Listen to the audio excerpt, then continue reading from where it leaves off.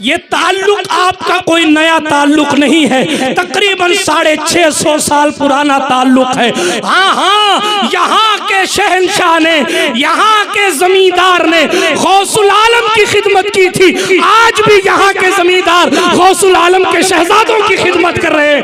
उनके आपके तकद्दुस के पढ़ने की वजह मेरे इश्क की किताब में यही लिखी है कि ये गौसुल आलम का फैजान है, ये मखदूम अशरफ की खैरात है। और उन्होंने खैरात में एक बात वाकया यहीं से गुफ्तगू शुरू करता हूँ। मैं तकरीर नहीं कर रहा, अभी अपने मौजू पर नहीं आया। मलिक महमूद इतने मकबूल बारगाह थे। सुल्तान गौसुल आलम की बारगाह में खिराज पेश कर लूँ, जानशीन गौसुल आलम तशरीफ फरमाए, इस नियत से पेश कर लूँ कि क़यामत में ये बुजुर्गान दीन गवाही दे देंगे तो नजात के लिए काफी होगा। सरकार गौसुल आलम को एक दरवेश ने एक पत्थर दिया था, तवज्जो है आपकी, एक पत्थर दिया था।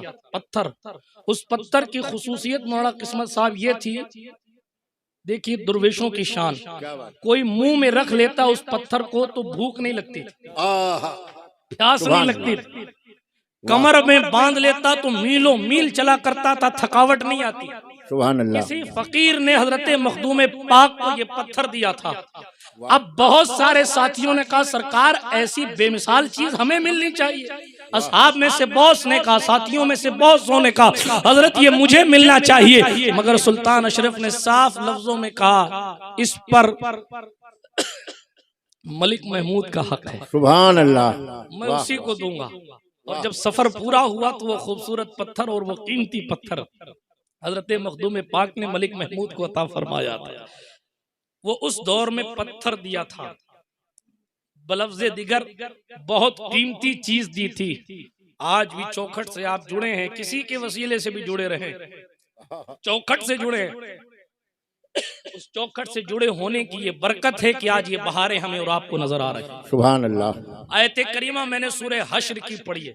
आज हम अपने दाएं बाएं का जायजा लेते हैं, अब तकरीर शुरू कर रहा हूं, अपने दाएं बाएं का जायजा लेते हैं तो हम देखते हैं कि हर बंदा अपनी कल की फिक्र के लिए बेताब है। कल क्या होगा, कल का क्या इंतजाम है।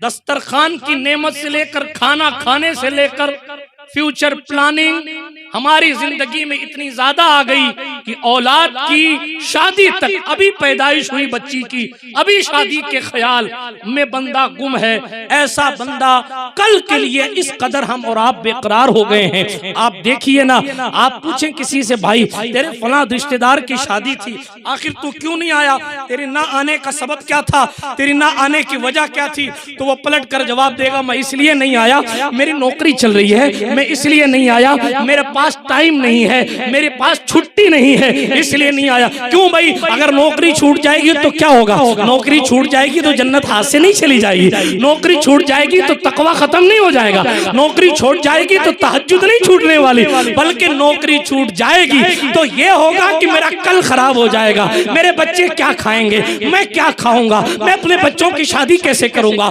मकान कैसे लूंगा, घर कैसे बनाऊंगा, प्लॉट कैसे खरीदूंगा, ये कैसे करूंगा, वो कैसे करूंगा, अपने कल के लिए बंदा। आप पूछे शादी में क्यों नहीं जा रहे, इसलिए कि साहब मुझे कल अच्छा करना है। बहुत से करीबी लोगों के जनाजे पर बंदा नहीं पहुंचता। उलमा की भी तवज्जो चाहता हूं, अगर उलमा पूछते हैं भाई तेरा करीबी रिश्तेदार था, तू उसके जनाजे पे क्यों नहीं आया, तू उसके जनाजे पे क्यों नहीं आया, वो कहेगा साहब संडे नहीं था, छुट्टी नहीं थी, छुट्टी नहीं थी, मुझे इजाजत नहीं मिली। एक जुमला और कह दूं, माफ कर दीजिएगा, अगर कोई पूछे कि भैया मखदूम साहब का उर्स था क्यों नहीं आए, कहलेगा वो क्या है कि बार बार परदेश से आने में खर्चा ज्यादा होता है, वो अगले महीने वो चचा की शादी है, उसी में चलेंगे तो हाजिरी दे लेंगे। ये किस चीज की तैयारी है, मैं सिर्फ समझा रहा हूं। ये भागम भाग, ये दौड़ भाग, कल की तैयारी, कल अच्छा हो, मेरी औलाद पढ़े, डॉक्टर इंजीनियर बने, मेरी बेटी की शादी अच्छी जगह हो जाए, मैं मालदार आदमी बन जाऊं, पैसे वाला बन जाऊं। बंदा अपने जाहिरी कल के लिए बेताब। 8-8 घंटे ड्यूटियां की जा रही हैं, की जा रही है कि नहीं की जा रही, नॉन स्टॉप। और जनाबे वाला जो लोग प्रदेश में रहते हैं बेचारे 10-10 घंटा 12-12 घंटा, उनको पता ही नहीं कि वो सोते हैं कि नहीं सोते। हालात ऐसे क्यों कर रहे हैं साहब, वजह क्या है? जवाब एक आएगा, कुछ पैसे जमा करने हैं ताकि फ्यूचर प्लानिंग हो सके, मुस्तकबिल अच्छा हो सके। क्या कल की भागम दौड़ में बंदा भूल गया कि एक कल ऐसा भी है जिसके बाद कोई कल नहीं। सुभान अल्लाह, सुभान अल्लाह। कल ऐसा भी है जिसके बाद कोई कल नहीं। और एक बात और मैं अर्ज करता चलूं, ये उलमा बैठे, मैं तो कम पढ़ा लिखा आदमी हूँ। मेरे और आपके पैगंबर ने फरमाया, कुन फी दुनिया कान्नका गरीब, दुनिया में ऐसे रहो जैसे मुसाफिर रहा कर। सुभान अल्लाह। आप सफर करने के लिए बंबई वाले पूछे हैं, बंबई और जम्बई जाते हैं, अचार भी रख लो, ये आलू की चिप्सी हो रख लो, ये धान रख लो, ये चावल रख लो। कहे क्यों? अरे बंबई जा रहे हो, फिर 6 महीना बाद आओगे, साल भर बाद आओगे, टिफिन पैक है। अरे अब हर स्टेशन पे सब कुछ मिल रहा है, फिर क्यों टिफिन पैक है? नहीं, एहतियातन पैक कर लेते हैं, पता नहीं ना मिले तो क्या करेंगे? वाह वाह, भूखे रहेंगे। एक रात अगर भूख की वजह से आप बेकरार हो सकते हैं, तो फिर कब्र की रात, वो पहली रात जो वहशतनाक होगी, उसकी याद से मस्जिद क्यों नहीं पहुंच सकते? अल्लाह अल्लाह। आप कल के इस्तकबाल के लिए इतने बेकरार हैं कि करीब से करीब रिश्तेदारों के यहाँ नहीं जाते।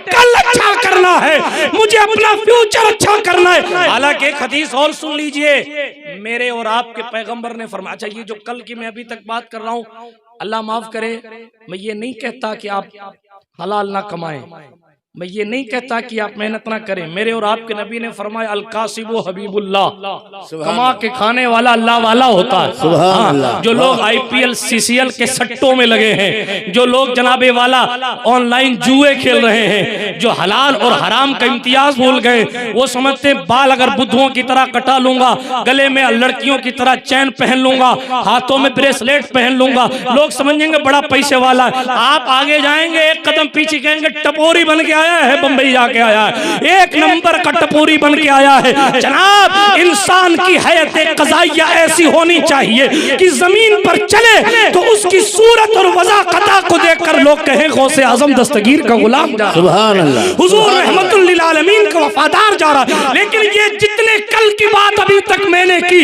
ये कल दुनिया अच्छी करने के लिए होता है उमूमी तौर पर। माफ कीजिएगा, आखिरत का अमल दखल, अभी तक जो बातें मैंने की इनमें अक्सर नहीं होता। क्या कहने, क्या मोहताज गुफ्तगू। दुनिया, वाह, बस दुनिया। पैसा नहीं कमाऊंगा तो मेरे पास 3 मंजिला घर कैसे होगा? पैसा नहीं कमाऊंगा तो मेरे पास चमचमाती हुई कार कैसे होगी?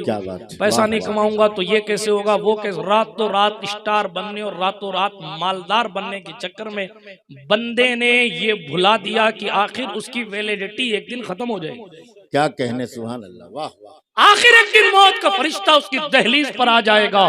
जनाब, बातें बहुत दूर नहीं ले जाता, क्योंकि मेरे बाद आपको मुफ्ती शमशुद्दीन साहब किबला का बेहतरीन खिताब सुनना है। तेजी के साथ मैं अपनी गुफ्तगू को आगे बढ़ाता हूँ। दुनिया कमाने के लिए बंदा इस कदर मेहनत कर रहा है, रिश्तेदारियां अब रिश्तेदारियां न रही, मोहब्बतें अब मोहब्बतें न रही, वफादारियां अब वफादारियां न रही। अल्लाह माफ करे, इंटरनेट ने इतना बिगाड़ा किया कि पड़ोस की खैरियत नहीं पूछी जाती, चचा नाराज हैं खैरियत पूछी नहीं जाती, फूफी को दवा की जरूरत है खैरियत पूछी नहीं जाती। शबे बारात आती है तो 7 समंदर पार वालों को मैसेज किया जाता है फेसबुक से, ओ कोई खता लफ्जिश हो गई है तो माफ करना, और जिसकी जमीन दबाई है माफी उससे मांग, जिसके दिल को तुमने तोड़ के रख दिया माफी उससे मांगो। मेरे पैगंबर ने फरमाया है, एक मोमिन की इज्जत काबे से ज्यादा है। ये हदीस है, ये कोई भास्कर का जुमला नहीं, ये पैगंबर के जुमले। इसीलिए जलालुद्दीन रूमी ने कहा था, दिल बदस्ताउर के हज अकबर हजारा काबा एक दिल में। सुभान अल्लाह, नारे तकबीर, नारे रिसालत, जश्न इस्लाह मुआशरा।